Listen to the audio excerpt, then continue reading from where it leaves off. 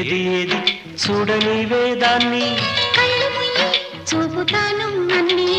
ఏది ఏది చూడని వేదాన్ని కళ్ళు మూయి చూపుతాను అన్నీ పట్టి తెచ్చానులే పండు వెన్నెల్ని